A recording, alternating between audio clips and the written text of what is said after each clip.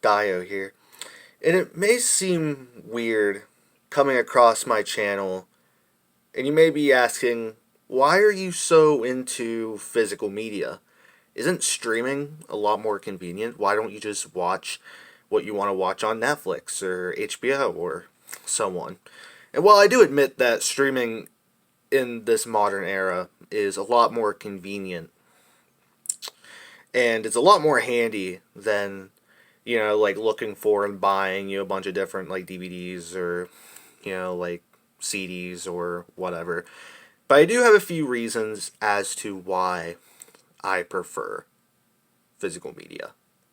One, the and this one is definitely a lot more minor and it's also kind of difficult to articulate, but I'm going to try to anyway. The feeling of putting a disc in or pushing a tape into a VCR, that tactile feeling of watching, of not only just like putting the movie into the player, but also like watching it boot up, it gives an experience. It adds a certain layer to the experience that can't really be emulated with streaming. With streaming, you just take the remote, you press on a certain movie you want to watch, and that's it. That's all you have to do. And to a lot of people, that may not fucking matter at all. But to me, it adds a certain psychological part of the experience that really just can't be beat. Do. There are way too many goddamn streaming services these days, aren't there? If you want to watch your favorite shows and have access to all the best movies, you have to be subscribed to like 10 fucking different streaming services. It is ridiculous. There was a time like when 10 years ago when you really only needed like Netflix and Hulu, and that was it. You really only needed Netflix and Hulu, and you could get all the TV shows and all the movies that you could really ask for. But now there's Netflix, Hulu, HBO Max, Paramount Plus, and Disney Plus, and like all of these other different fucking streaming services that's hard to keep track of where everything is.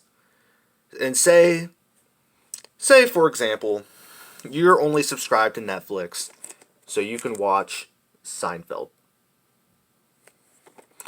So you can enjoy your favorite episodes of Seinfeld. Instead of paying a monthly subscription fee just to watch that one show, you only have to pay for that box set once, which is probably only like 30, 40 bucks on the lower end, and that's it. Barring any disc damage or anything else of that matter, like you basically have that forever. That's yours. Which goes into my third point, that streaming services can be incredibly fickle with what they choose to keep on their service. There was a scare a little while ago, and this really only matters to like classic cartoon fans, is that a lot of people, it was really worrying that HBO Max would take off a lot of their classic Looney Tunes cartoons off of their service, which for most people was really the only way to watch these classic cartoons and to show their kids these classic Looney Tunes cartoons, barring buying expensive box sets or watching unofficial YouTube re-uploads of Looney Tunes cartoons. I recorded a previous take of the video thinking that this was actually what was going to happen, but apparently it was some kind of error. It was some kind of miscommunication. That isn't actually going to happen, but that is definitely a possibility with any of your favorite shows or your favorite movies. And if you buy those movies or TV shows on DVD or Blu-ray or whatever, you don't have to worry about that, again, barring damage and the like. The next thing is that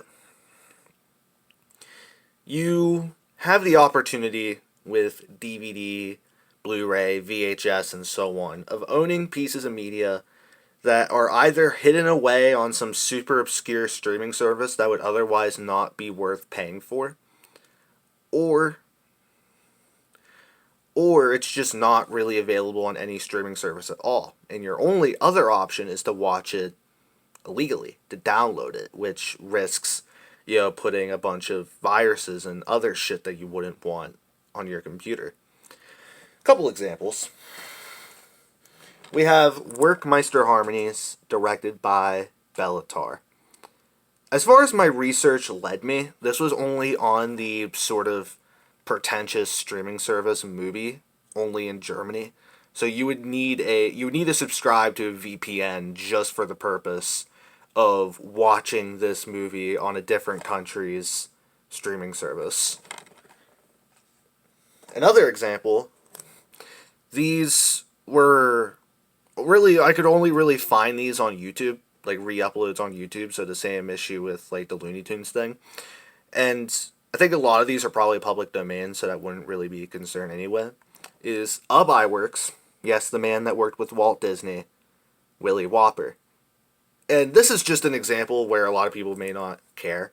But for me personally, I was balls deep into a really obscure 30s cartoon phase like a couple years ago. So I picked up this Blu-ray, distributed by, I'm not sure if you can see that, Thunderbean, where they have a bunch of these old Willy Whopper cartoons on both a DVD disc and a Blu-ray disc. Which is just, it's just really nice being able to have access to something like this when you wouldn't really be able to officially any other way.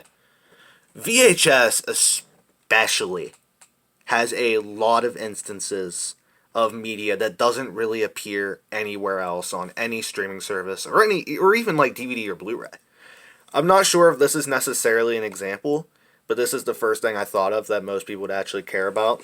I have 3 Zatoichi samurai movies on VHS right here.